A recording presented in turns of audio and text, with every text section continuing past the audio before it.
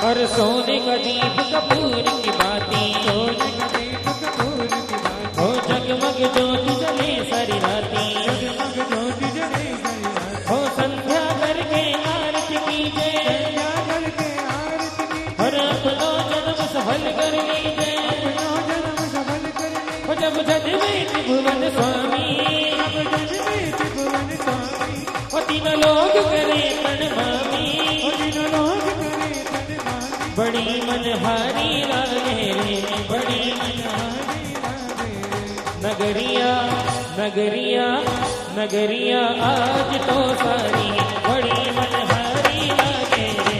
नगरिया आज तो सारी बड़ी मनहारी लागे रे। जाओ।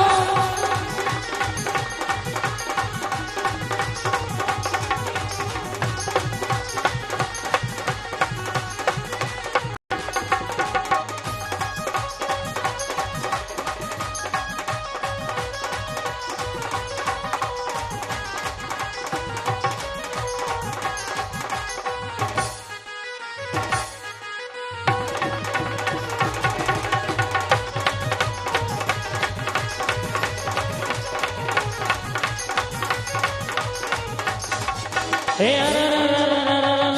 जो अवसर बार बार नहीं आए, जो अवसर बार बार नहीं आए, समय हाथों से निकला जाए, समय हाथों से निकला जाए। और सोते उम्र निकल गई है,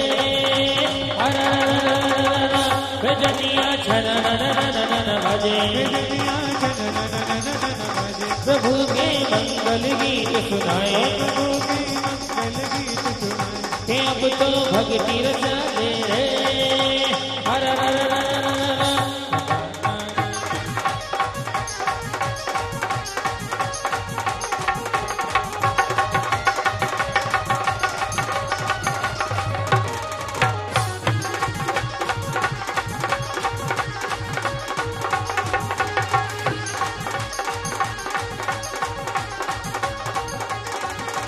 कब से गुरु दर्श मिला और मन ये मेरा खिला खिला, और मेरी तुमसे डोर बंध गई है। अब दोनों हाथ पकड़ के बोलिए कि मेरी तो किस्मत सवर गई रे। सबर गई रे, जब से गुरु दर्श मिला मन ये मेरा खिला खिला, गुरु दर्श मिला मन ये मेरा खिला खिला। मेरी तुमसे डोर बंध गई रे, मेरी तो किस्मत सवर गई रे। मेरी तो किस्मत सवर गई रे। हाथ ऊपर।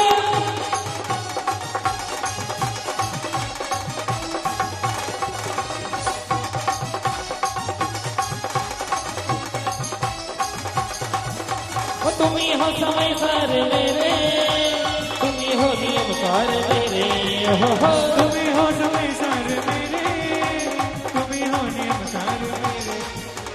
भीगी आज गली गली और खिल रही है कली कली, भीगी आज गली गली खिल रही है कली कली, मेरी तुमसे डोर बंध गई है, और मेरी तो पतंग उड़ गई रे। मेरी तो पतंग उड़ गई रे।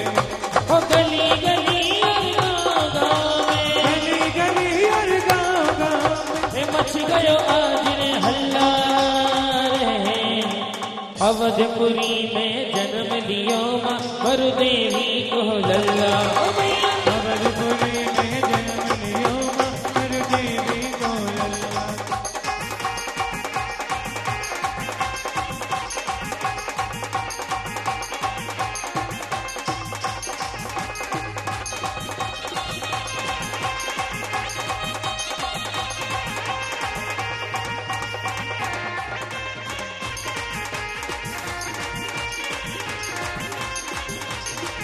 और सारे के सारे भक्त मिलके पुकारे, सारे के सारे भक्त मिलके पुकारे, और सारे के सारे भक्त मिलके पुकारे, सारे के सारे भक्त मिलके पुकारे। ओ बड़े बाबा दिखा दो कमाल, और अपनी नजरिया अपनी नजरिया थोड़ी उठा दियो कर दियो माला माल, अपनी नजरिया थोड़ी उठा दियो कर दियो माला माल। दोनों हाथ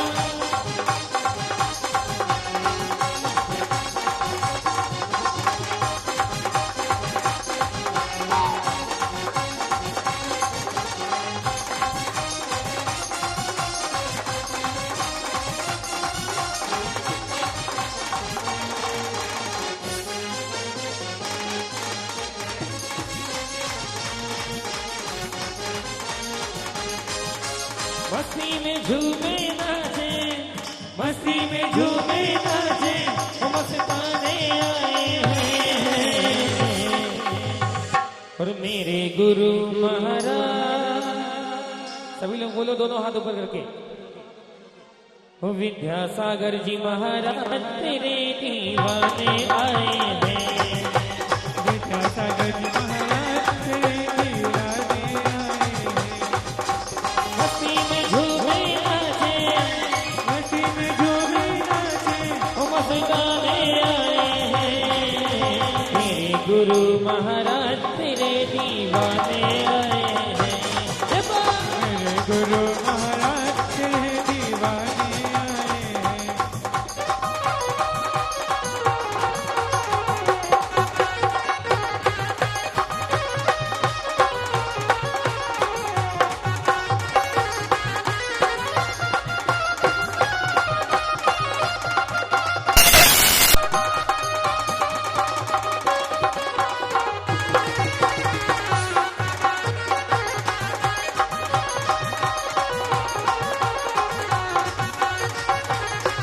ओ विद्यासागर जी महाराज, विद्यासागर गहरा बना ले, वो गरबा करते हुए आरती करेंगे। Hello hello hello hello hello. ओ विद्यासागर जी महाराज आज थारी आरती उतारो। विद्यासागर जी महाराज आज तारी आरती उतारो। आरती उतारो थारी मूरत निहारो। आरती उतारो तेरी मूरत निहारो। जय हो जी जय हो गुरुराज आज थारी आरती उतारो। विद्यासागर जी महाराज आज तारी आरती उतारो।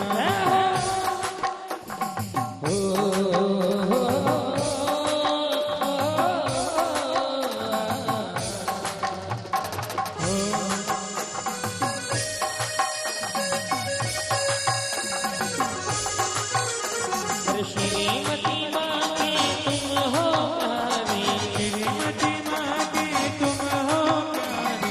मल्लप्पा जी के राज दुलारी। मल्लप्पा जी के राज दुलारी। जग में हो सद लगाना आज थारी आरती उतारे। विद्यासागर जी महाराज आज तारी आरती उतारो।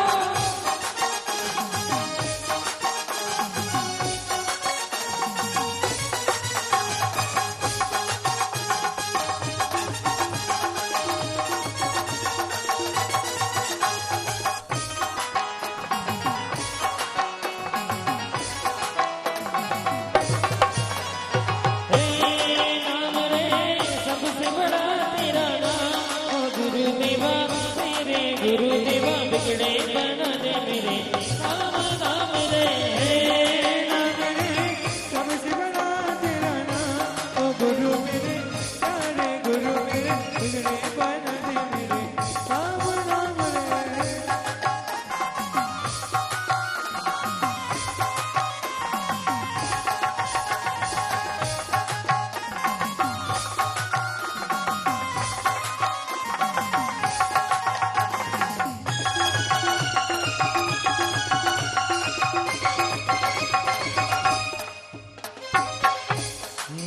रे विद्यासागर नाम रे।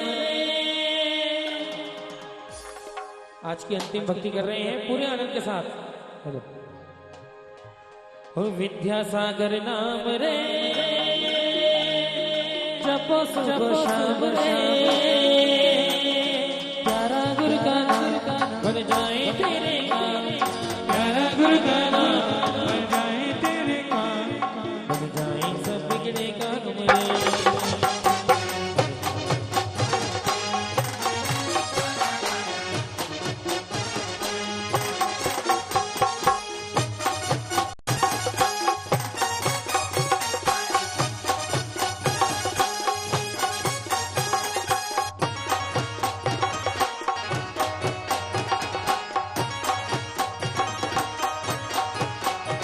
हर लाल पीले रंगों से सजी नगरिया रे, धरती कैसी हरिया लाल पीले रंगों से सजी नगरिया रे, धरती कैसी हरिया। तो सीने ले जुड़ो केसरिया से फूल, लाल पीले रंगों से सजी नगरिया रे, धरती कैसी हरिया।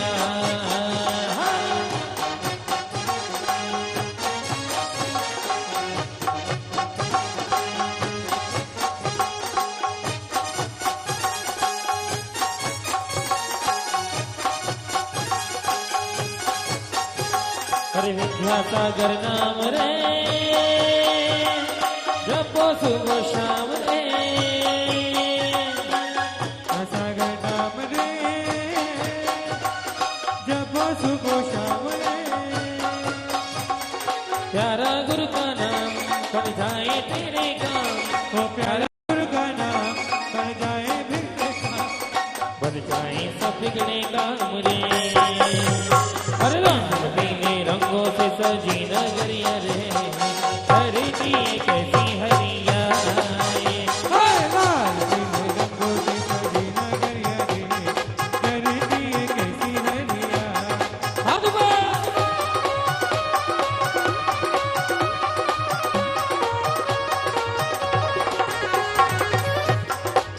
बोलिए आदिनाथ भगवान की जयकारा गुरुदेव का।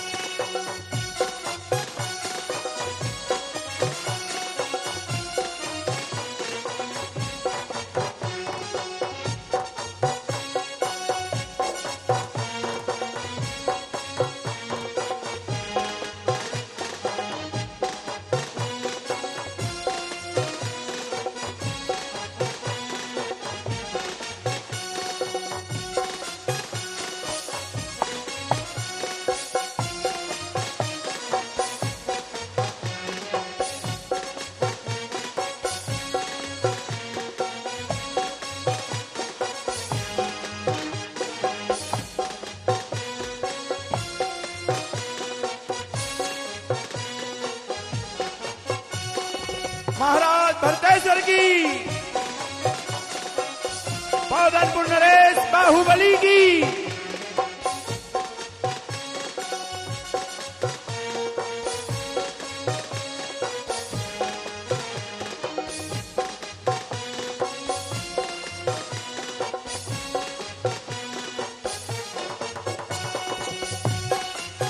महाराज भरत की, महाराज बाहुबली की।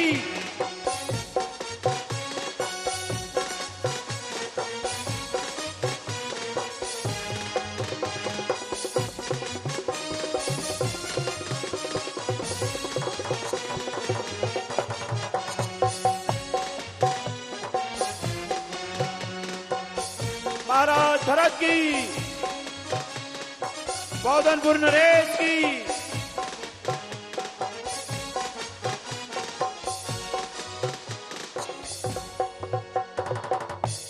अयोध्या के अधिपति महाराज भरतेश्वर की जय हो। पौधनपुर नरेश महाराज बाहुबली की जय हो। सभी सभासदों एवं सामंतों ने खड़े होकर दोनों महाराजाओं का अभिवादन किया और महाराज भरत ने सभी को बैठने का इशारा किया और अपने आसन पर बैठ गए।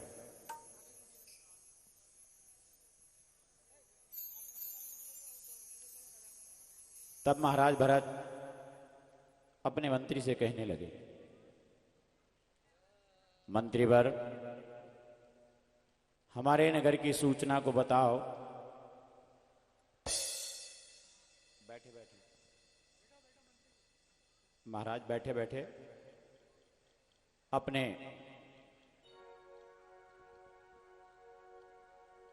मंत्री पर ये बताइए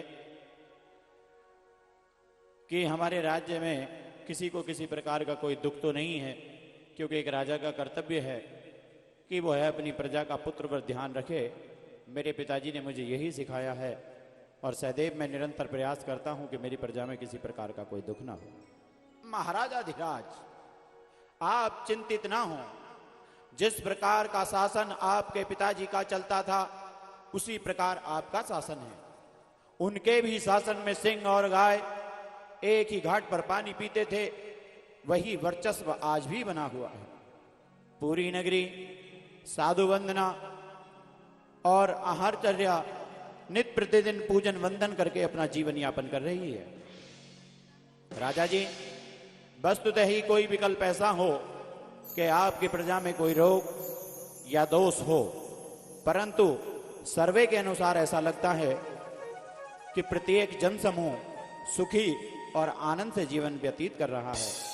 महाराज, आप चिंता ना कीजिए। मंत्रीवर, चिंता निरंतर करना हमारा कर्तव्य है, क्योंकि यदि हमने चिंतन बंद कर दिया तो अवश्य ही कोई ना कोई परेशानी खड़ी हो सकती है। यदि सदैव सजग रहोगे तो कोई परेशानी आने वाली नहीं है। हाँ महाराज, आपका कहना उचित है। आज आपकी राज्यसभा में आपको इसी विषय वस्तु से जुड़ा हुआ, धर्म और आगम से जुड़ा हुआ एक कथानक लेकर कुछ नाट्य कलाकार उपस्थित हुए हैं। यदि आपकी आज्ञा हो तो उन्हें मैं प्रस्तुत करूं। हाँ, आज्ञा है, ले आओ, परंतु विशेष ध्यान रहे कि उनकी प्रस्तुति केवल और केवल धार्मिक होनी चाहिए। हाँ महाराज, ऐसा ही है, मैंने जांच लिया। ठीक है, मैं जाता हूं और कलाकारों से कहता हूं।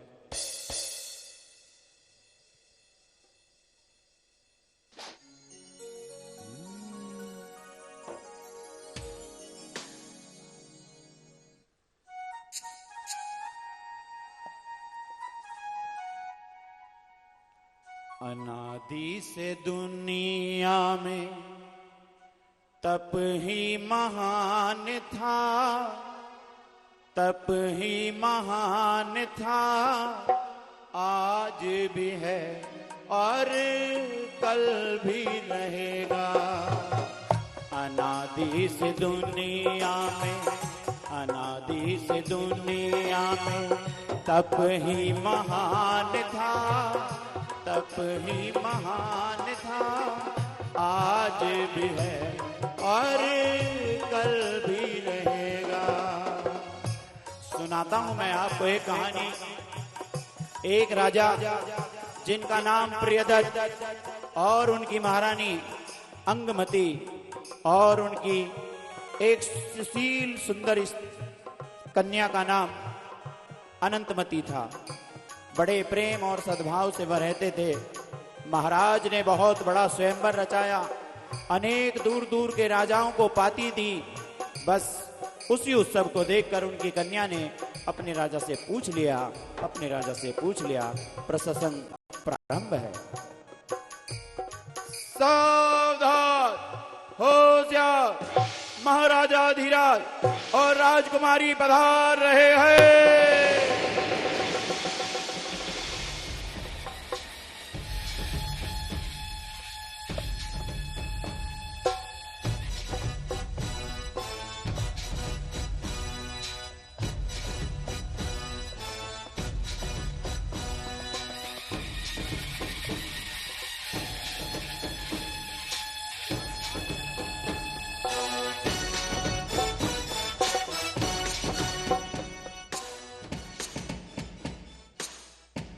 पिताजी, पूरा नगर मैंने आपके साथ घूम लिया। पूरा नगर ऐसा लगता है कि मानो इस नगर में कोई ऐसा बड़ा उत्सव होने के लिए जा रहा हो, कि जो विशेष उत्सव हो। पुत्री, एक पिता के लिए उससे बड़ा उत्सव और कोई नहीं हो सकता जिस समय पर वो अपनी पुत्री को विदा करता है। मेरी लाडो, अब आपके विदा होने का समय आ गया है। एक एक पल को मैं संजो कर रखना चाहता हूं। मैं अपनी बेटी के कदमों में संसार की वो सारी खुशियां लाकर दे देना चाहता हूं जो पूर्व में किसी पिता ने अपनी पुत्री को नहीं दी होंगी, और शायद भविष्य में भी कोई पिता अपनी पुत्री को नहीं दे पाएगा। और भला दूं भी क्यों नहीं, मैं राजा जो ठहरा और आप एक राजा की पुत्री हैं। पिताजी, मेरे विदाई का समय आ गया। मैं कुछ समझी नहीं। मेरी विदाई के लिए यह उत्सव किस लिए और होने क्या वाला है? पुत्री, हमने आपके स्वयंवर का आयोजन किया है। पूरे दुनिया से बड़े बड़े योद्धा, बड़े बड़े राजा और बड़े बड़े राजकुमार यहां उपस्थित होने वाले हैं। आज से एक सप्ताह बाद उनमें से किसी एक सुंदर से वर को चुनकर आप मेरे इस घर आंगन को छोड़कर चली जाओगी। क्या कह रहे हैं पिताजी? आपने मुझसे बिना पूछे मेरे स्वयंवर का आयोजन कर लिया और आपने मुझसे पूछा भी नहीं? क्यों? क्या पूछना जरूरी था? क्या पूछना जरूरी था बेटी? सारे कार्य मैं आज तक तुमसे पूछ पूछ कर करता रहा। एक एक बात को मैंने आपसे पूछा। शायद ये मेरे लाड प्यार की ही गलती थी जो मैंने तुम्हें अपने हाथों से बिगाड़ डाला। मेरी पुत्री, मेरे भारत की संस्कृति ऐसी नहीं है कि जो एक पिता अपनी पुत्री से यह पूछे कि तुम विवाह करना चाहती हो कि नहीं। आज तक हमेशा यही मानते आए हैं और यही सुना है कि पिता ने जहां चाहा बेटी का विवाह वहीं पर किया है। और आज मेरी बेटी इतनी बड़ी हो गई है कि अपने पिता के तर्क पर वितर्क कर रही है।